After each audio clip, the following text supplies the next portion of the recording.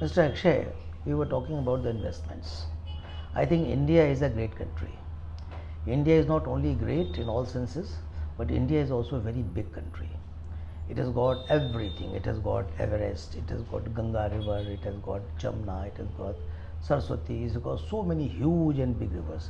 What I mean to say, it has got a very huge amount of water also, right? I will come later on. So then it has got a huge land, because India is a very vast and big country also. It has got the human resources. It is a huge, having huge human resources. So what not? India is having everything.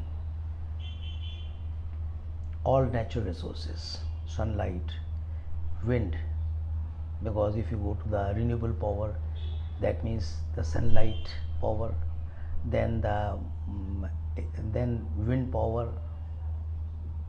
Where is wind? In Kutch. Where is sun? In Rajasthan. Although it is everywhere, but it is more in abundance in these states. Then you go river. There are so many huge rivers from which you can create the hydropower. You got the thermal power resources also. Of course, thermal is not much, but you can. It is also in Bihar and all that. You want human resource, which is the most important resources, for which whole of the world is coming to this country. That is human resources, because it is not the money makes the it is the man who makes the machine. It is the man who runs the machine. So man is very important, and that means the human resources are very important. That's what we are having it. This is something that we have to use their maximum potential, which we are not able to use till now. I feel now this present government is doing and systematically doing a lot of laws and so many other things, which I will come later on. But what I am trying to say, that you have got all the natural resources and top of all the human resources. Why I am talking all this about in the subject matter of investment? Then you are having a stable government also. Why I said stable government? Because in developing countries, like in you go to the African countries, you find the governments are not very stable. You go to Pakistan, the government is not stable.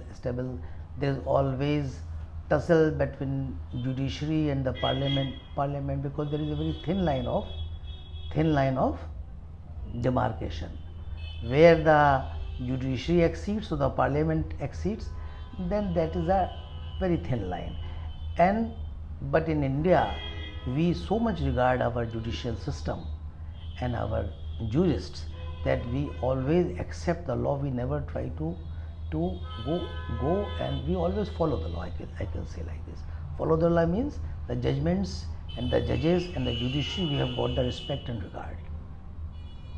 And the parliamentarians never do not having a tussle here like Pakistan. So that is why we call it all things are to a great extent established, going smooth, and countries having everything. So besides top of all that, because if for investment what you require, one, you require all these natural resources. Yeah. Potential is there. Top of all, I said human resources, then stable government, natural resources, both I have already said, then stable government, then it is English speaking country, because language is also a very big problem. You go to China, although China is standing in competition with India, you go to China is now learning English. Being a Commonwealth country, we are in a very advantageous position, one way that we all speak English, everybody knows English here, and English is an international language, you know it, whatever you call it, that is the only language, otherwise you can't go abroad. It becomes such a big problem. I went to Spain and I was having, although people speak English there also, but Spanish is the common language there. So you feel problem even on aerodromes, airports and so many places. But in India, since it is an English speaking country and English is almost international language now, everybody understands. So this is a very big plus point. So then the stable government, then the language, and then the hospitality. In our country, Atithi Dev Bhav, this is the only country where we give a respect to the guest Yes. like a god.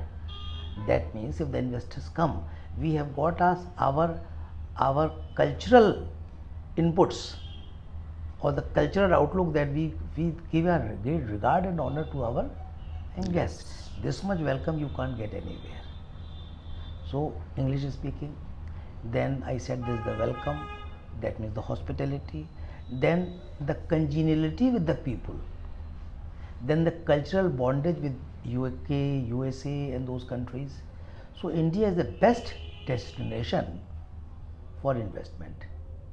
Would you like to put something against it? Yeah, we have a very huge, large coastal line also.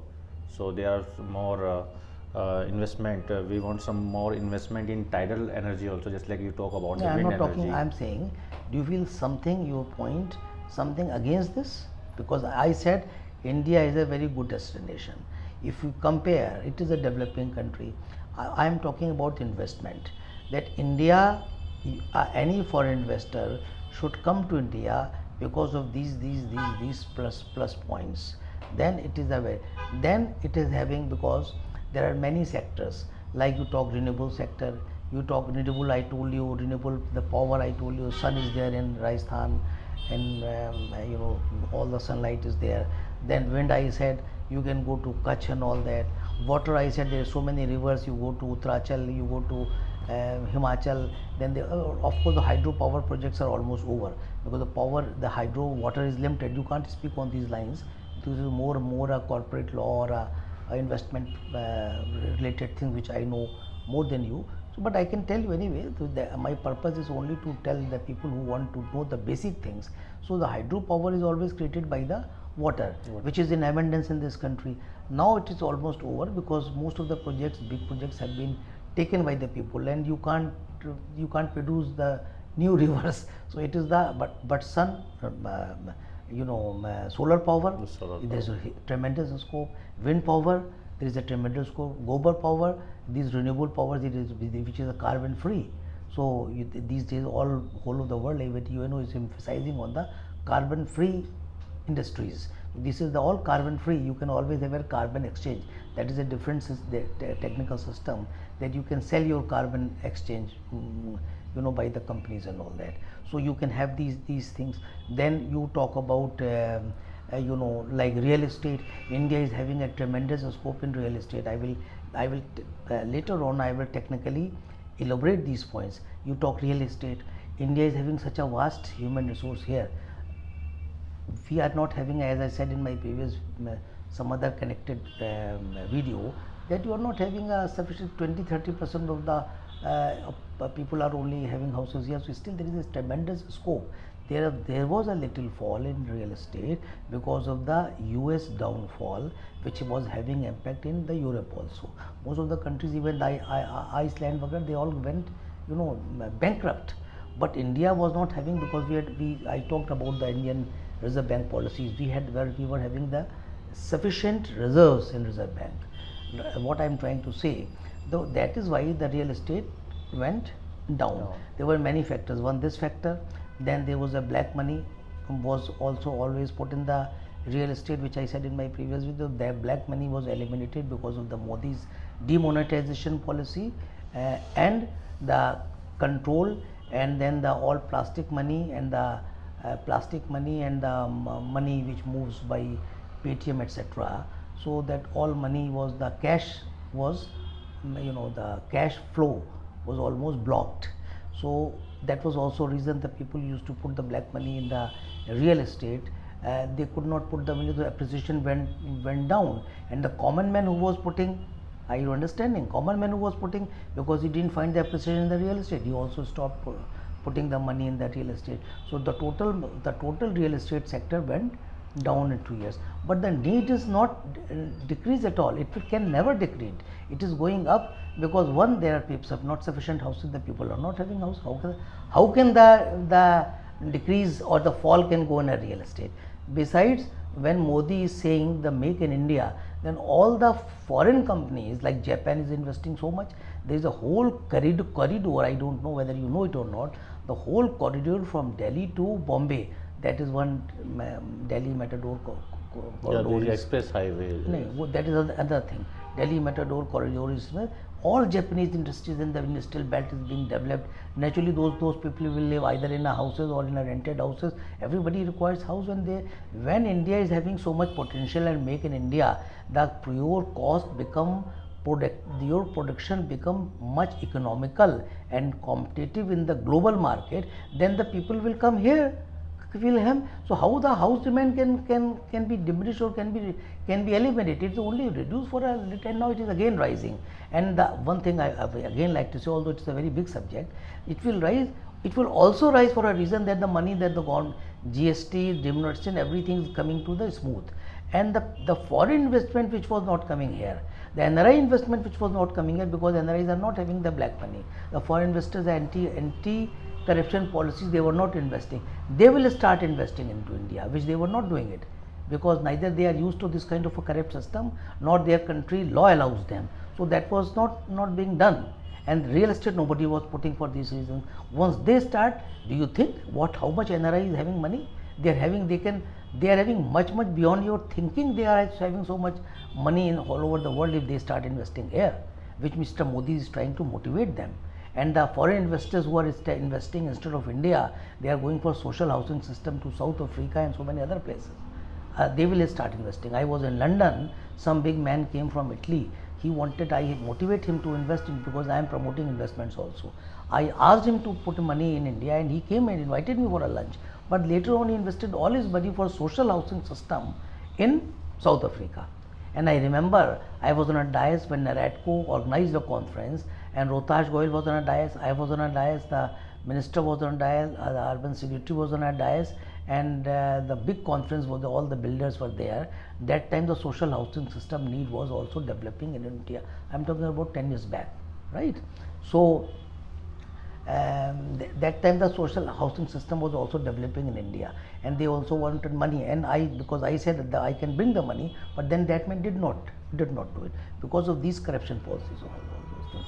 Now those people will invest because the corruption and the black money is almost eliminated or come to a negligible point. So that money will start coming. That will be much more bigger money than what these people were putting, the politician and other people were coming in. So that will going to rise maybe 2-3 years time, because the need can never be diminished. So the real estate I talked over, then power solar I talked, wind I talked, hydro. Uttarachal, if you go, there are still some big projects, 700 megawatts and all that. I will give you specific knowledge also about these projects. You will be surprised at how I am having knowledge of these. Then this aviation is having a great scope, because civil aviation, there were 5 greenfield airports. Akshita, you must be thinking how much I am having, because I have done a lot. I brought a man from London who was a big man who could for $1,000 billion were nothing for him. But that time the GMR Delhi they took at that time, and there were public-private partnership in which there were 5 airports, the greenfield airports: Delhi, Bombay, Madras, Hyderabad, 5th I don't remember. These are the 5 metropolitan cities airports were to be renovated. So the GMR and GVK, they got these projects, and they became, one time they were looking for money, now they are so rich. Again the downfall and fall that keeps on going. I don't want to pass my comments, but they minted a lot of money, because these all, you see, India, where you will invest only in that country. I don't want to go specific sectors now. You will invest only in that country which is developing. The developed country, London, what you will invest? The bridges are there, the roads are there, the everything, and they are also having very limited resources, because they have got Thames and couple of rivers. They are not as big as any of the river in India. You can't compare it with that. You can't compare land, you can't compare human resources. That is why they went outside, and the people I say they only went because they were having very little scope in their country. You run out of your house because you are having nothing in your country. That is why they won whole of the world, and the people used to say the sun never sets in the British Empire. This was the reason. But anyhow they did it. So what I am trying to say, that India is having everything, and it is that the scope of investment is tremendous in India because of these factors. And the specific sector I was talking about, like civil aviation, that there were 5 greenfield airports which have been taken, but still there are so many small cities, Lucknow, Delhi, Kanpur, these small domestic, you require one. I will specifically cover at large civil aviation, but in small, what I can say, civil aviation is a very potential sector, because these all small, India is having, like you go to Europe, every small city is connected with by flight. You can go from London Heathrow to Manchester. It is only 250 or 300, whatever it is. In India, you can't go. It is only the big metropolitans are connected. Small cities are not connected.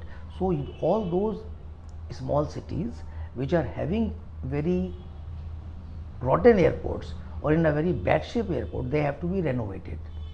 And there are new airports also which have to be made. Besides airports, the international airlines are not operating in the domestic sector, so you also require that.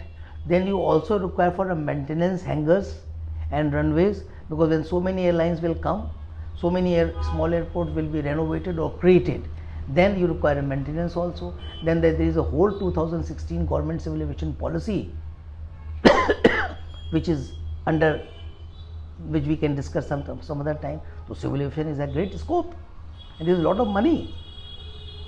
The railways I will not talk, because railways is a different line, and they are, because India was connected by the railways only, but they are not well railway stations. Then you see ports. Port is a very important sector. Then hospitality, because so many people will come, so many industries will come, it's a big country. Then hospitality is also growing up. You find all the hotels are booked in Goa. I was talking to Mr. Madhwani one time when Manu Bhai Madhwani was alive, a thorough gentleman and a good man. I have all my regards and respect for him. He wanted to come for a 4 stars buying a chain here. The India is having a great scope for hospitality also. You see, you go, you will not get the room in hotels.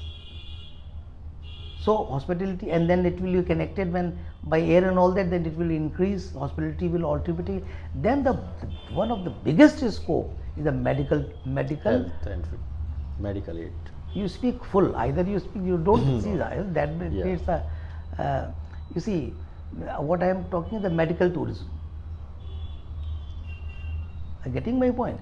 That is very important, because India can develop a place where you can have this kind of a project, where you have got like a resort kind of family. You can come with a family, you can enjoy, you can play golf, you can do swimming, you can stay, and you don't feel that you have come here for any medical treatment. That it will become a pleasure for you. All the same, you will be medically, your knee operation will be done much cheaper price. What you do, get it done in Europe. What a cataract, what you spend in Europe, and you have got the best doctors here. And if you require, you can always call a doctor from outside. So that is the medical hospitality. This is the word I am forgetting. This medical whatever. Medical tourism. Not exactly medical tourism is a word I am just getting. So this concept is a great concept. And have a near somewhere near the airport, you can come by a car, you can come by a helicopter. There is a helipad. You can enjoy and you can develop it, and there is a lot of place, because in UK you don't have a place, in smaller countries you don't have a place. Here you can develop it in the near the Gurgaon, near the Panchkula, and so many places are there where you can do the medical tourism sort of a thing. You have a time treat, and all the Japanese people, if they are having some sickness, where they will go. Why not? Their family should come and stay with them the time they need, and they have got spare time, because that time you are lying in a room, in a hospital room. Why not to sit with your family and in a lawn or in a playing golf before if you can. So there are so many things can be done here, and in nutshell, in this video I think I have already spoken quite a lot. India is the best destination, keeping English, keeping all these circumstances, to invest into India in a different fields. What field will be more potential? Probably I can take the sector wise in the next video. Thank you.